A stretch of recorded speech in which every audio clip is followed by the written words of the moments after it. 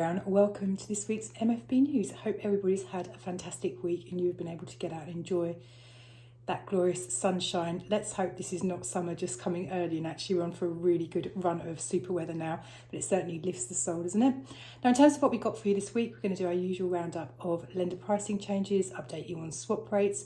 We're then going to have a quick look at a new lender that's entered the buy-to-let market. We always like a new lender, always makes some exciting discussion. We're then going to talk about what's going on in the rental market in terms of yields, that kind of stuff, and finally just update you on the latest with house prices. Okay, so swap rates, where are we? So not a lot of change, if I'm honest with you. So as of last night, 2-year swaps were just over 4%. They did duck under 4% at one point in the last 24 hours, but back up to just over 4. 1 month ago, they were at 4, and 1 year ago, they were at 4.55. So year on year, we're in a better position in terms of 2-year swaps. Month on month, no real change. 5 years, very similar story. So 5-year swaps as of last night, 3.89. 1 month ago 3.87 and 1 year ago 3.99. So actually things are kind of really looking quite stuck in terms of swap rates at the moment. I suppose there's no real reason for the capital markets to drop things down further. The good news is they're not putting up either, and that's actually really, really important, as we've discussed in previous weeks. If swap rates aren't really moving, of course, then lenders' cost of funds hasn't changed, so how can they justify dropping rates down? But actually, a period of real calm in the capital markets facilitates the ability for them to make small pricing reductions, i.e. remove the kind of wiggle room, essentially, that they've built into their mortgage rates to give them a buffer if things do bounce around a little bit. So that's why we've seen a bit of pricing change in the last week, and I'll come on to that in a moment. Just to also really kind of make a nod to the fact that 2-year and 5-year swap rates are almost identical now. So as we know that traditionally, 2-year fixed rates were always cheaper than 5-year fixed rates. Why was that? Because actually one would recognise that, you know, you would expect it to be more expensive to fix a product to hedge your position for a longer period of time. And we've seen an inverted yield curve over the last couple of years where 2-year swaps have been more expensive than 5 years, which is why when you've been looking at 2 and 5-year fixed rates, when you've been applying for mortgages, you'd have seen the 2 years were more expensive, which would have felt probably a little bit of a surprise. Actually, what we're seeing is 2 and 5 years now kind of almost at an equilibrium. So this means that actually you're going to see 2-year fixed rates coming down more than you're going to see 5 years. So I think all in all, what does this tell us? I mean, that, you know, things are just kind of stuck. Like I say, there's not huge amounts of reasons for lenders to drop pricing at the moment. We've got some more inflation data due out in the next week or so. So that might have an impact. But for now, I think actually it's very much steady as she rolls. In terms of pricing changes in the last week, there have been a few. Nothing too major, but still pricing has been coming down as a trend rather than up, and that's the kind of bit I think we're all really focused on. So what have we seen? We've seen Fleet make reductions of up to 0.15% to their 5-year fixed rate mortgages. Fleet are a really interesting lender. We're doing so much with these guys at the moment because their pricing is so good. So originally, they were relying on the capital markets, but they've subsequently been bought by Starling Bank. So for those of you who are into your techie banking, like your Monzos and your Revoluts, Starling would be one of those types of banks. So what they've got is deposit money. So therefore, Fleet have access to this kind of money, so at much cheaper rates than the capital markets. This means that Fleet are able to price very well. Who is a Fleet borrower? Generally speaking, you'd be a landlord with more than 10 properties. You'd be a limited company. You'd be borrowing on an HMO or a multi-unit. They don't do anything too racy. So they're not like Paragon, for example, who are kind of sort of almost touching the borders of commercial lending, I would say. Fleet are very much a specialist lender, but veering more towards the kind of vanilla type lending, but very, very good nonetheless. We're really lucky actually at MFB because we have an underwriter from Fleet who's incredible, who comes and sits in our office once a week. So we, as our experience would be, that the service levels are also really, really good with these guys. So great lender and bringing pricing down, which is fantastic. Capital Home Loans have reduced rates on their short-term let products by up to 0.3. So this would be your Airbnb, holiday lets, that kind of stuff.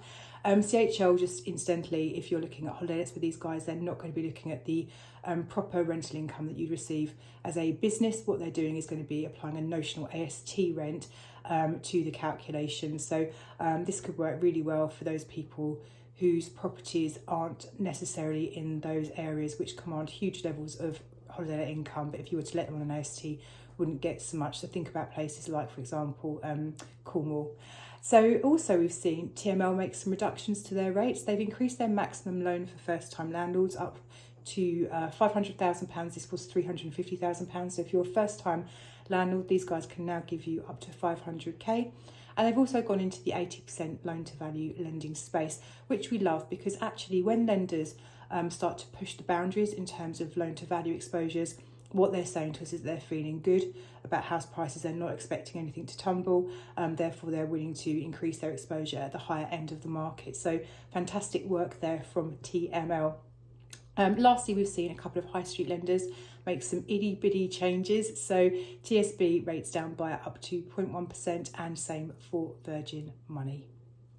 Okay, now for those of you who are watching the kind of more industry press, so in terms of buy-to-let, you won't have missed the fact that Alica Bank has started lending on buy-to-lets. Now, Alica are a commercial lender. They're very, very good. They're quite new and they've really taken the market by storm in terms of their approach to lending, their pricing and also their service level. So really, really good commercial lender. And it was announced last week they've gone into the buy-to-let space. And so for those of you who, and we do actually get calls from clients who say, I've seen Alica are starting doing buy-to-lets, what are they like? So here's a brief rundown for you. So the kind of key points are, they can lend up to 70% loan to value. They've got 5-year fixed rates from 5.8%. What they're looking to do is real portfolio lending here. So lending against residential portfolios of 4 properties or more. They're looking at small HMOs up to 6 beds, large HMOs over 6 beds, and also multi-unit freehold blocks with no limit on the number of units. Minimum loan size 250k. They can lend up to £10 million. And so really these guys are a commercial lender who are bringing their kind of expertise into the kind of more portfolio specialist end of buy-to-let lending. Now, if I'm really honest with you, I'm not seeing a huge amount of USPs in terms of their criteria at the moment. I'm sure they've got them, but they're probably just kind of working their way through those at the moment. The rental calculation on face value, they're talking about a really generous rental calculation, but actually I believe this is done on a capital and interest basis, and therefore the stress test would be they would use, for example, 125% coverage for properties owned personally, but then they're looking at a repayment figure, so actually that kind of cancels out the benefit of the lower rental calc. So more on that to follow, but I think really just to introduce Alica in the buy-to-let space. I'm sure we'll be talking about them more in recent weeks, but like I say, they're really kind of a commercial lender looking to pick up some resi investment in the more specialist end of the market. I was very excited to see the latest Hometrack rental market report pop into my inbox earlier this week, so I wanted to share with you some key data with regards to rents and what's going on there. So the first thing is that actually rental inflation in the UK, the annual figure is currently sitting at 3%. So 1 year ago this was 7.4. Now we're at 3%. So as we can see, the rate at which rents are increasing has slowed down dramatically. However, there are still currently 12 renters chasing each property to rent. So it's not like demand has disappeared by any stretch of the imagination. And UK rents are expected to increase between 3 and 4% throughout the rest of this year. So that's the kind of key headline data. So just to dig into that in a bit more detail now. So first of all, what the report tells us is that the rental market is becoming more balanced. So rental market conditions are steadily improving after 3 years of chronic undersupply and excessive demand. However, there remains a mismatch in supply and demand, which is not going to rebalance anytime soon, meaning continued upward pressure on rents. Rents are now increasing at their lowest rate for 3.5 years. This has more to do with the worsening rental affordability than an improvement in the supply of homes for rent. So actually the reason rents are slowing down is that people simply can't keep up with the rate at which they were increasing previously. And I think this won't come as a huge shock to us, because when we were saying, I remember at one point the figure was 12% rental increase, you know, people simply aren't able to keep up with that because they're not earning enough money, pay isn't keeping up with it. So no great surprises there. The average agent has 13 homes for rent, up from a low of 10 in 2023, but still 22% below the pre-pandemic average. The number of people looking to take on a new rental property has slowed down. I think this is a lot to do with the sheer amount of churn. So what we saw after COVID was there was a huge amount of people kind of moving around, people moving back to cities where they'd gone away, all this kind of stuff going on. And so this really put a lot of pressure onto the market. But actually now what we're finding is that when tenants take on a rental property, they're just staying in it for a lot longer. So there's less kind of people looking to take on lets. Now, the household cost of living data shows that the living cost for private renters rose faster than for any other group in 2024. So this kind of really underpins the fact that actually renters simply cannot afford to keep on seeing their rents increasing by 10% each year. This really does need to slow down, and that's kind of what we're witnessing happening now. Finally, the comment was that the private rental market needs more supply to boost choice and help renters on lower to middle incomes who have struggled to keep pace with a 24% increase in rents for new lets over the last 3 years. So that's how much things have increased by, 24% over the last 3 years. That's absolutely huge. And the private rental market needs more properties in it to kind of keep things running at a manageable pace. So I think really what we can take from that is that actually the rental market, I mean, it has gone through a kind of bit of, you could call it a purple patch, as you know, landlords obviously we benefit from these things, but it's not great for the actual tenants. So I think really things are just settling down and becoming more of a new normal. But what that does not mean is things are settling down and eventually going to slide and go backwards.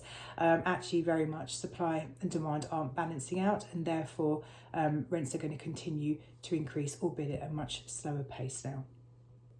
Okay, now a quick tidbit of data from Zoopla, which came out in the last week for those of you who are thinking about either buying or selling.